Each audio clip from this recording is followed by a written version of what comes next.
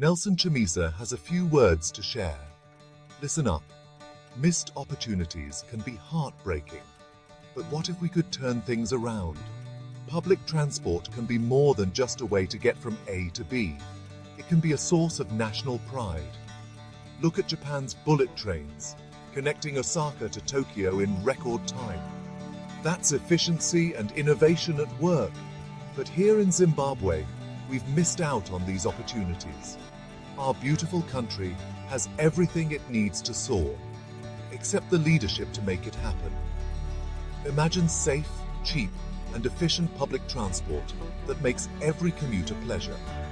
Bullet trains could revitalize our economy, reduce traffic, and connect communities like never before.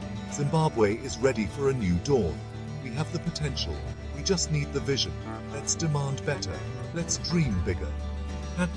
#New Dawn. For everyone.